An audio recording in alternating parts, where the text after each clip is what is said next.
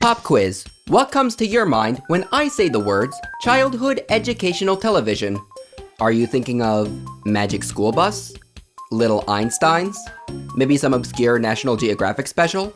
All very good answers, but it could be you didn't think of a show at all. Perhaps you just thought of that one clip of SpongeBob. You think I'll let go for a little educational television? Oh, no! That is also a possibility.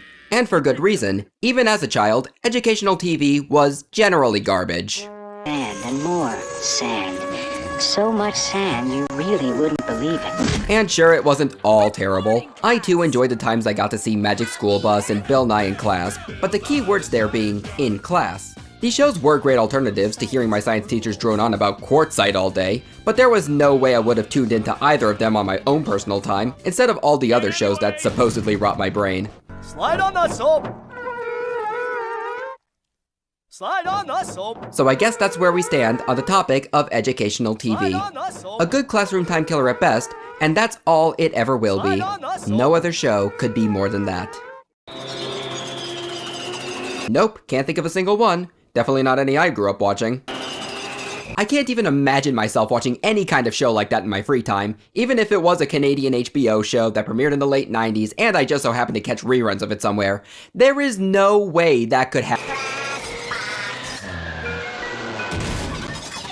Oh yeah, I guess this show is pretty cool. Well, now that we've got your attention, let the games begin. Let's see, research. Okay. Crashbox ran for 2 seasons in 1999 and 2000 on HBO Family. The show was created by a company known as Planet Grand Pictures, who created various different shows and specials that I've never heard of, and the people behind the animation is Cup of Coffee Studios, who do have work that I recognize, though I can't say my memories of JoJo's Circus and Glenn Martin DDS are particularly fond ones. As for Crashbox, honestly, I don't really know how to describe this show other than imagine Jackbox, but a TV show, I guess. Basically, it's a collection of mini-games designed to educate us, the viewers. If you're looking for a consistent narrative, you won't find it here apart from the central theme of these little robot guys making game cubes, and even then it's more of an aesthetic than an actual story. But don't let any of that sway your opinions, however, because of all the educational programs that I grew up watching, Crashbox is the indisputable ruler of them all. And instead of trying to explain what this show is all about, I think it would be better for you guys to see an episode for yourself. Episode number 33 to be exact, because why not? So without further delay, take your seats, open your textbooks, and don't forget to leave an apple on my desk, because I'm about to give you all a crash course in Crashbox.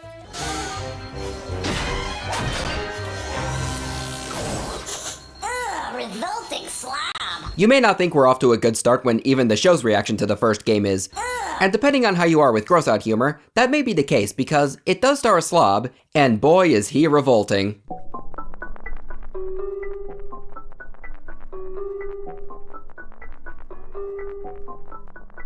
Back when I was a smaller and much more squeamish lad, I always fast-forwarded past this one.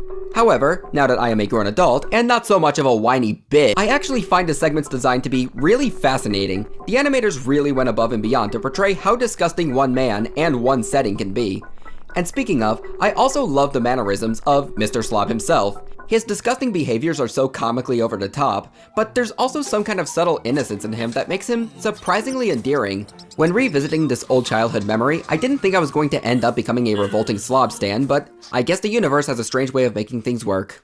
But let's not forget why we're here, to learn shit. Every Crashbox segment has its own special game teaching you about a specific educational topic, and Revolting Slob is all about vocabulary. In this game, we the viewers are observing the slob with a narrator woman, and she gives us multiple choice questions on which word best describes whatever he's doing at any given time. Okay, everyone. Is the revolting slob being A, repetitive, B, repentant, or C, repulsive? If you're an elementary to maybe early middle schooler, it's an okay challenge, but it doesn't really do much for me nowadays as a big brain, very enlightened grown-up man. Though I will say, hearing some of the incorrect responses as an adult can be pretty amusing. Well, everybody, is what the revolting slob eating A, unholy? Yes, potato chip companies are all run by the devil. Now go to the store, buy your overpriced bags of air, and by the way, what's the deal with this narrator? Yeah, Yes, those look like high-fat potato chips smothered in salt and artificial flavors. Can't be very good for you. And the grease is so icky on your fingers. Don't you think you should say hello to Mr. Soap and Mr. Sponge first? Is that supposed to be his mother or neighbor or something? Why is she acting so judgmental? Like, the slob isn't hurting anybody, and it's not like we're doing anything else but just watching him, so if this is a problem, aren't we kind of enabling him? That's not even mentioning the ending where... Oh, and by the way, detonating. It means exploding into a million bits and pieces.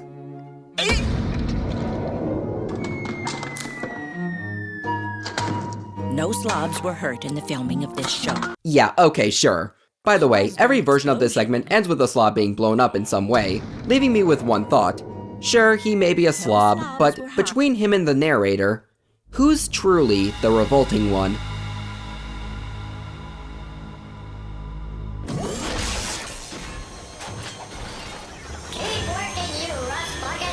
Before we move on to the next game, I want to take a moment to appreciate the transitional segments. The show's creators could have easily just connected the different games by nothing more than a jump cut, but instead we get to see the inner workings of the Crashbox gaming PC, and there is so much going on there. Everything plays out in a Rube Goldberg-y way, and watching the clay being turned into a functioning GameCube is incredibly satisfying. I even like watching this claw machine put the cube into the circuit boards. It's like, ooh, where's it gonna go? How they gonna make this work? Oh, fuck.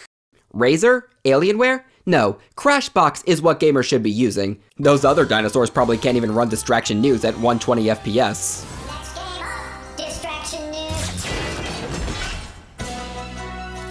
And now, Distraction News with your anchor person, Dora Smarmy. Okay, 120 may be a small exaggeration, but Distraction News is another great game in the series. Here's how it works. Our lovely anchor, Miss Dora Smarmy, will give us a lecture about a certain topic, and afterwards she will quiz us on what was discussed. The catch is that being able to focus on her is near impossible. I want to clarify that I personally do not have ADD or any other condition that hinders my attention, but it is hard to focus because they throw a lot of wild shit on screen. From dancing fingers, to these weird gremlins, to UFO battles, to these fucking cardboard cutout guys, which I always hated. Like, I'm trying to pay attention, but this asshole's trying to be a class clown. Why don't you give him detention, teacher? The sound effects are a lot less distracting, so I guess you could close your eyes or look away from the screen and just listen. But that's boring and debatably cheating, so I tried tackling this game head on, and I lost track of the story almost immediately. Oh my gosh, it's a little sheepies. It's a blam. Oh look, the sock puppets are still going. Hi Piggy. Piggy, wait, don't leave. Don't leave. I may be playing loosely with the word try though, because I wasn't worried. I got a perfect score in the Revolting Slob segment, and I know so much about Egyptian culture. I watched the last season of Yu-Gi-Oh! I rode the Mummy ride at Universal Hollywood a grand total of 2 times. I watched the Prince of Egypt, or I read the IMDb page for Prince of Egypt before. Bring it on, I can handle it. Mummies are really scary monsters, a slang term for mother, or preserved human bodies. This may seem like a trick question, but remember, this is 1999 we're talking about, so taking that into consideration, the answer is obviously... preserved human bodies. Alright, enough of the softballs, give me a real question. What is the longest some mummies have been preserved? Over 10,000 years? Nearly 5,000 years? Or several decades? 10,000. The answer is... nearly oh fuck. 5,000 years. I got one wrong, no! What do the ancient morticians- That's embarrassing. Let this be a lesson, children. Don't just assume that you know everything, or you'll end up embarrassing yourself, and all of YouTube will see it. In my own arrogance, I forgot the most important thing I learned in school. Always pick the middle value. I did get the rest of the questions right, but it wasn't so much from any real intelligence, as it was just very simple process of elimination. I don't even know what saltpeter is. I just figured King Tut wasn't dipped in powdered sugar. And immerse the body in saltpeter for about 40 days. But that's Distraction News. Pretty easy if you pay at least a little attention, but even if you know all of the answers, it's still fun to watch the entire TV studio turn into a complete circus. Hey, by the way, shouldn't we call male mummies daddies?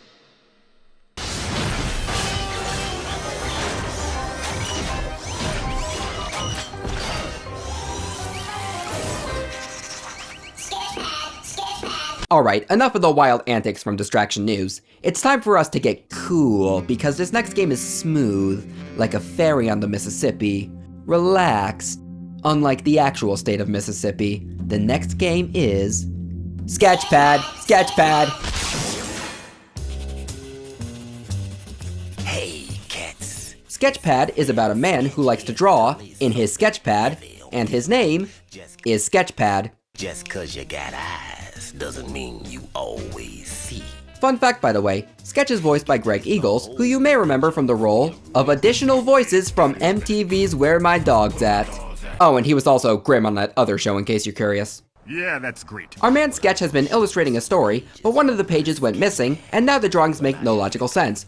So it's up to us to use our critical thinking skills and fill in the blank to make the story cohesive. Alright, Sketch, tell me what I'm working with. Picture this.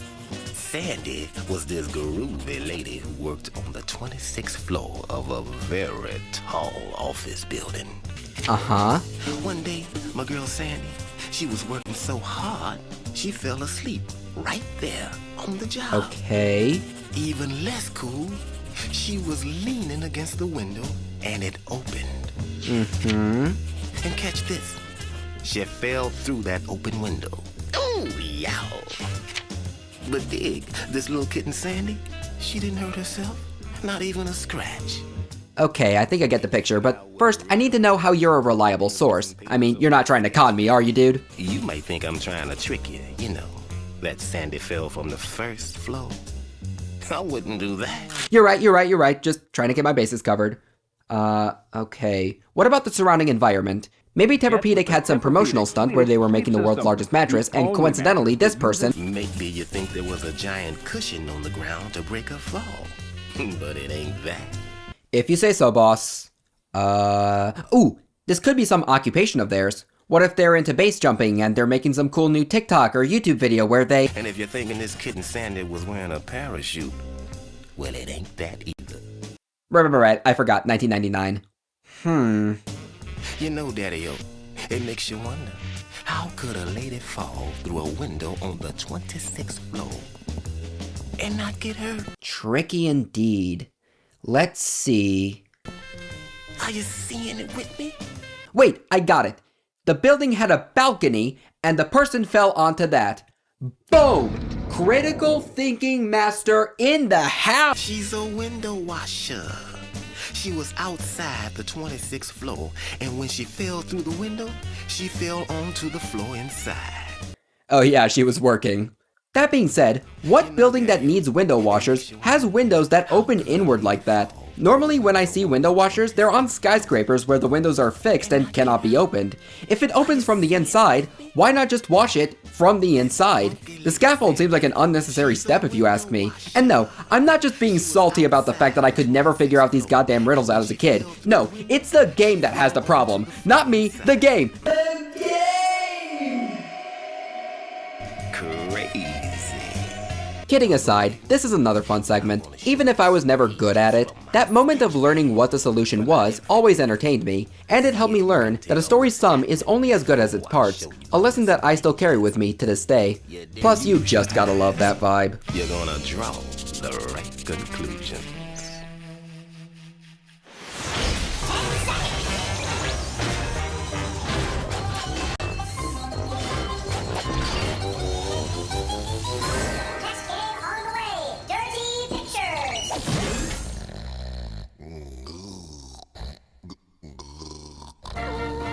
Okay, hold on. What art museum gets so bad with its upkeep that you can't even see what the paintings are? Imagine coming here the day before cleaning day. You paid full admission, and you can't enjoy any of the exhibits. The security guards are asleep and covered in cobwebs. And if you have allergies or asthma, this whole place would probably be considered some kind of health hazard. I'm just saying, I can't imagine this place having good Yelp scores. The educational topic of Dirty Pictures is all about important historical figures. Every episode, you're given a completely dust-ridden portrait of some famous person, and the audience is supposed to guess who it is, as the security guard gives us clues and the cleaning lady reveals more and more of the picture. So let's see if we can figure this one out. Exiled to Elba? Oh, it's Napoleon. Hey, after my sketchpad debacle, I think I deserve to show off at least one time. I will say that if you do figure out the answer early on, the rest of the game feels kinda dragged out. The guard gives us clues about his wife, reminds us about Waterloo, spreads misinformation about Napoleon's height, and all the while the cleaning lady slowly dusts off the picture bit by bit until we finally see the answer. As a whole, I'd probably call Dirty Pictures one of the weaker games in the Crashbox verse, since the game is slower paced and the art gallery motif is pretty limited. But if you want a short game where you can learn fun facts about old people, I don't know, I guess you could do worse. Now is a good time to point out that in this episode, we're not even seeing half of the games Crashbox has to offer. Whenever each episode gets to the midway point, a special segment plays where the computer experiences a games system overload. Not much happens with it. I think it just serves as a little breather spot to give the youngins a break from all the excitement. But what I take interest in is, look at all these other games that aren't in this episode. Crashbox has a lot of variety, and some of these games I don't even remember what they're about. I would love to go through more episodes and look at some of the ones I missed. Maybe in the future, but for right now, let's put our focus back to this episode and check out game number 5. Poop or scoop? Yes, that is the name. Poop or Scoop is one of the simpler games in the Crashbox collection. In this one, our lovely host, a disembodied arm voiced by Luigi, gives us a random animal fact, and we have to decide whether or not it is true, aka Scoop, or false, aka Poop. For example, Poop or scoop? The panda bear has 6 fingers. That must make it easier to do math. If you believe that the panda bear has 6 oh, that's fingers, gotta be Poop. Go scoop. If that story doesn't That's add gotta up, be Poop. Go poop. And the answer is, it's the straight scoop. There's no way.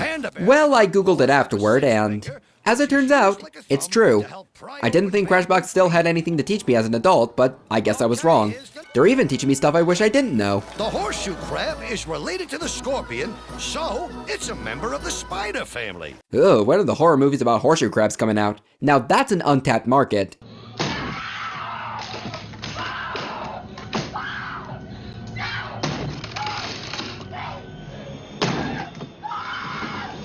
The game consists of 4 different true or false questions, and I was only able to get 2 of them right. I knew that blue whales ate tiny things, and that birds can't go a whole week without food. In fact, birds eat much more than once a week. Is that supposed to be a shocking revelation? Like, most humans eat 3 meals a day. I'm not standing around thinking that a hummingbird does that kind of aggressive wing flapping and can get away with skipping a meal. After the game ends, Mr. Arm Dude evaluates your scooper status based on how many questions you got right. If you got only 1 right, you're a party pooper. 2, and you're a pooper scooper. 3 makes you a super pooper scooper. If you got all 4 questions, you're what else? A super duper pooper scooper. The one thing that always confused me as a kid, though, was what happens if you got 0? Like, that's not an impossibility, and Kane Guy doesn't bring it up, so do you just get off scot-free if you answer all of them incorrectly? Great lesson. Don't try it all, and you don't have to deal with literal shit. Have fun at the top, you goddamn super duper pooper scoopers.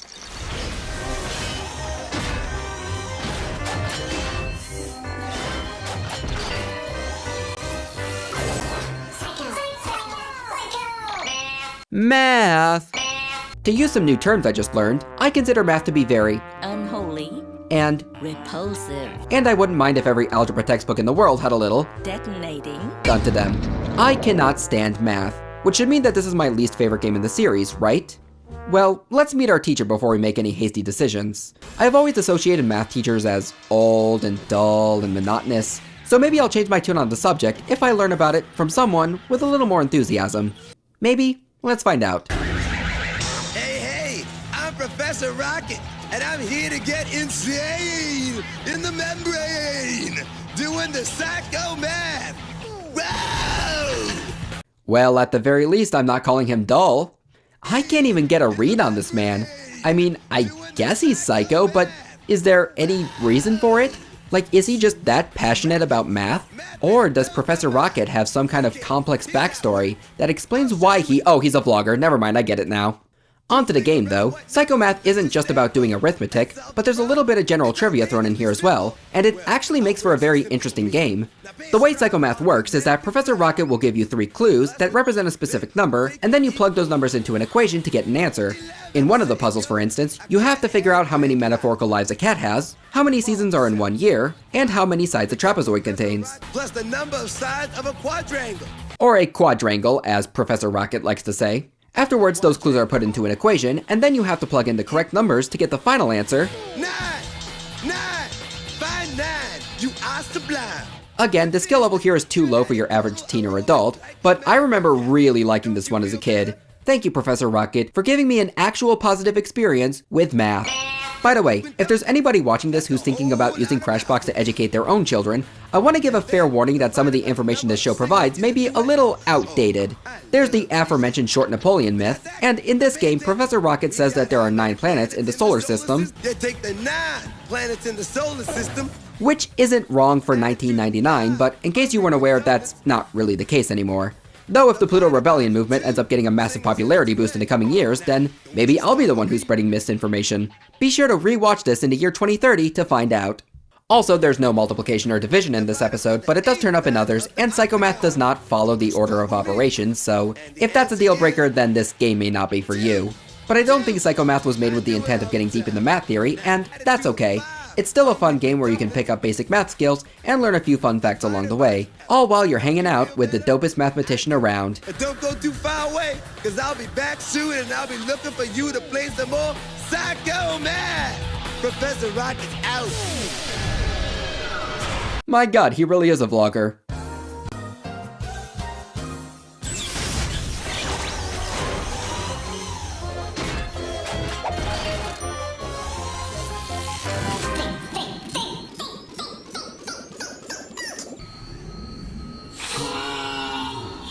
Just wanted to get that last little bit of psycho out of our system because this next game, like Sketchpad, is bringing us back down to Chilltown. They even brought back Greg Eagles as the voice for Captain Bob, a Jamaican helmsman who's stranded in a fish tank. I can't get back to my beautiful home in Jamaica cause I'm stuck in this tank.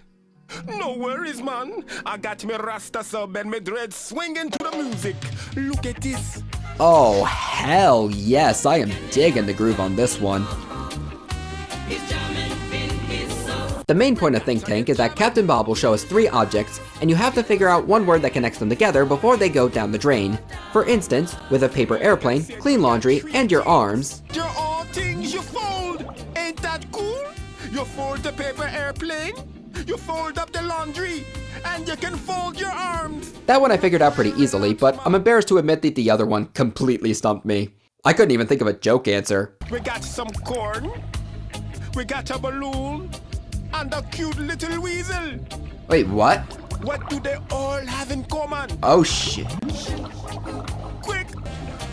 We're almost at the bottom, man. Oh no. Do you see it now? No, I don't. All things you pop.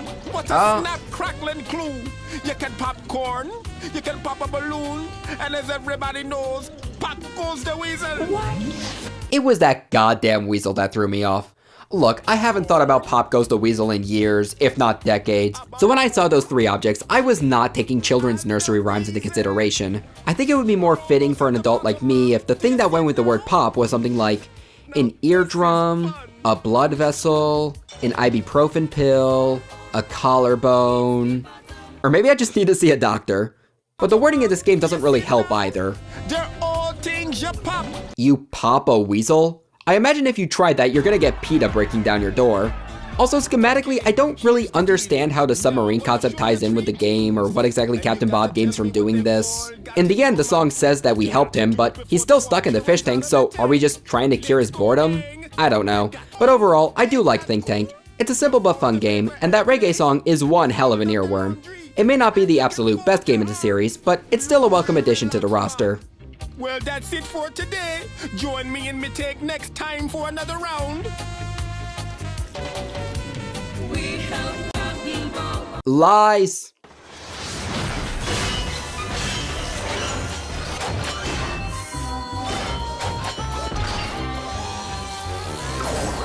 Next game up, Riddle Snake. The last game of the episode is Riddle Snake, and I hate to say it, but we are ending on the least interesting one. What do you do in Riddle Snake? Why, you solve a riddle, of course.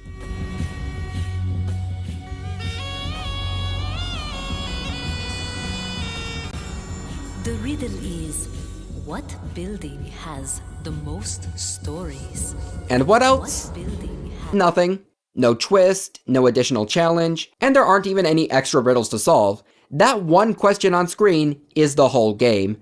Crashbox, I like you, but you got lazy on this one. Also, like Dirty Pictures, this is another one where if you figure out the answer almost immediately, you're just gonna be waiting around for quite a while. And while I think the stylization here is a lot more interesting than Dirty Pictures, I don't know if I'd call it the better segment because Dirty Pictures at least tries to put some kind of extra spin on who's that political figure?